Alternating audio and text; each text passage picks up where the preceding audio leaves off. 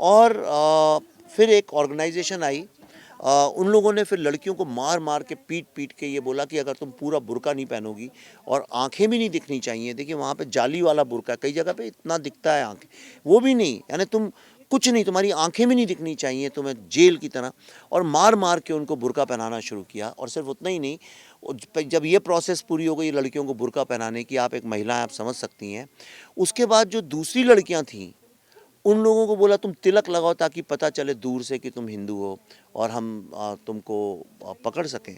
तो मुझे पता है ये कैसे शुरू होता है सारी दुनिया में। अफ़गानिस्तान, ईरान में देखिए आप, इराक में देखिए, वहाँ पे लड़कियाँ छोटे छोटे स्कर्ट पहनती थीं, बीचेस में बिकिनी पहन के जाती थी, उन सब की फ़ोटोज़ अवेलेबल हैं।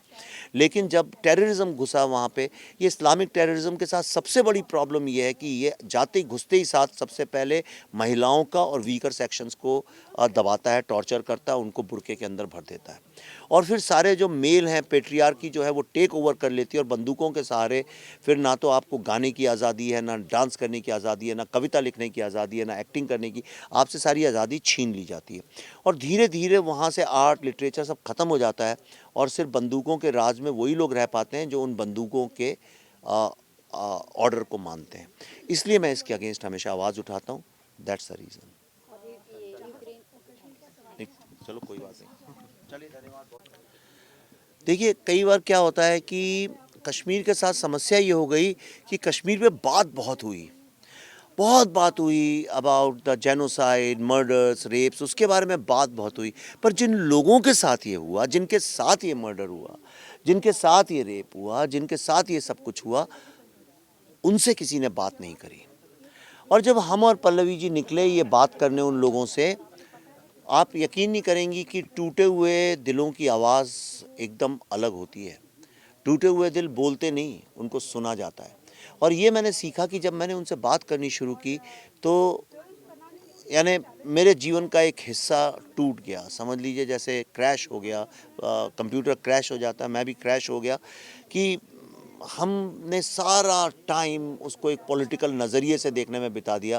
पर कहानी तो इंसानों की थी, उनके दर्द की थी। उनकी माँ को मारा गया, बाप को मारा गया, बच्चों को कुचला गया, कहानी तो उस बारे में थी। पर हम बात करते रहे एक ऐसी कहानी की जो एग्जिस्ट ही नहीं करती है। और इतना धोखा दिया है हमने देश के लोगों को, पिछले 30-32 साल में इतना धोखा दिया है, मेरा दिल पीड़ा से भर जाता है। और इसलिए मुझे ऐसा लगा, मुझसे अभी किसी ने पूछा कि इसके लिए कौन जिम्मेदार है, मैंने कहा मैं जिम्मेदार हूँ। और ये फ़िल्म मेरा प्रायश्चित है, क्योंकि मैं एक फ़िल्म मेकर हूँ, मैं एक राइटर हूँ। जब ये हुआ था तो मैंने क्यों नहीं कलम उठाई और कुछ लिखा, क्यों नहीं मैंने फ़िल्म बनाई। कुछ नहीं तो मैं एक कैमरा ले लेता और उससे भी कुछ शूट करके कर सकता था, पर मैंने नहीं किया। इसलिए क्योंकि क्यों करूँ, इससे मुझे क्या फ़ायदा है। लेकिन अब मैं जो कर रहा हूँ ये मेरा प्रायश्चित है। मैं आने वाली जनरेशन्स को इतना साहस और हिम्मत हो इस फ़िल्म से कि वो भी ये कहानियाँ सुनाने पे मजबूर हो जाएँ। सर, जिस तरह से सिचुएशन चल रही है अभी ये यूक्रेन में, अगर बात की जाए उसकी, या फिर अपने देश की बात की जाए कर्नाटका में हिजाब को लेकर, उस पे आपकी क्या कुछ टेक होगी, क्या कुछ ओपिनियन है? देखिए, कर्नाटका में पहली बात तो वो हिजाब की कंट्रोवर्सी नहीं, वो बुर्के की कंट्रोवर्सी है। हिजाब तो सिर्फ सर में वो बांधने को कहते हैं, ये बुर्के की कंट्रोवर्सी है। और मीडिया उसको झूठ-मूठ हिजाब कंट्रोवर्सी इसलिए बोल रहा है कि फ़ॉरेन में, अमेरिका और बाकी जगह में हिजाब वर्ड को लेके थोड़ी सेंसिटिव हैं लोग। बुर्का बोलेंगे तो वो लोग भी उसके अगेंस्ट खड़े हो जाएंगे। अमेरिका में बुर्का-वुर्का कोई नहीं एक्सेप्ट करता है, हिजाब तक ठीक है। तो ये, पर मैं उसके अगेंस्ट इसलिए बोलता हूँ क्योंकि मैंने कश्मीर को बहुत गहरा अध्ययन किया।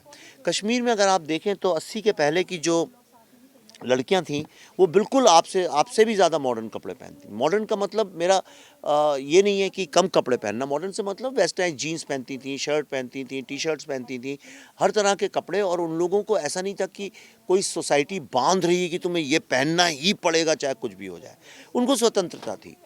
और फिर एक ऑर्गेनाइजेशन आई। उन लोगों ने फिर लड़कियों को मार मार के पीट पीट के ये बोला कि अगर तुम पूरा बुर्का नहीं पहनोगी और आंखें भी नहीं दिखनी चाहिए। देखिए वहाँ पे जाली वाला बुर्का, कई जगह पे इतना दिखता है आंखें, वो भी नहीं, यानी तुम कुछ नहीं, तुम्हारी आंखें भी नहीं दिखनी चाहिए तुम्हें, जेल की तरह। और मार मार के उनको बुर्का पहनाना शुरू किया। और सिर्फ उतना ही नहीं, जब ये प्रोसेस पूरी हो गई लड़कियों को बुर्का पहनाने की, आप एक महिला हैं, आप समझ सकती हैं, उसके बाद जो दूसरी लड़कियां थीं उन लोगों को बोला तुम तिलक लगाओ ताकि पता चले दूर से कि तुम हिंदू हो और हम तुमको पकड़ सकें। तो मुझे पता है ये कैसे शुरू होता है। सारी दुनिया में, अफ़गानिस्तान, ईरान में देखिए आप, इराक में देखिए, वहाँ पे लड़कियाँ छोटे-छोटे स्कर्ट पहनती थीं, बीचेज़ में बिकिनी पहन के जाती थीं, उन सब की फ़ोटोज़ अवेलेबल हैं। लेकिन जब टेररिज़्म घुसा वहाँ पे, ये इस्लामिक टेररिज़्म के साथ सबसे बड़ी प्रॉब्लम ये है कि ये जाते ही घुसते ही साथ सबसे पहले महिलाओं का और वीकर सेक्शंस को दबाता है, टॉर्चर करता है, उनको बुर्के के अंदर भर देता है। और फिर सारे जो मेल हैं, पैट्रियार्की जो है वो टेक ओवर कर लेती है और बंदूकों के सहारे फिर ना तो आपको गाने की आज़ादी है, ना डांस करने की आज़ादी है, ना कविता लिखने की आज़ादी है, ना एक्टिंग करने की, आपसे सारी आज़ादी छीन ली जाती है। और धीरे-धीरे वहाँ से आर्ट, लिटरेचर सब खत्म हो जाता है और सिर्फ़ बंदूकों के राज में वही लोग रह पाते हैं जो उन बंदूकों के अ ऑर्डर को मानते हैं। इसलिए मैं इसके अगेंस्ट हमेशा आवाज़ उठाता हूँ, दैट्स द रीज़न। और ये यूक्रेन चलो कोई बात नहीं। चलिए धन्यवाद।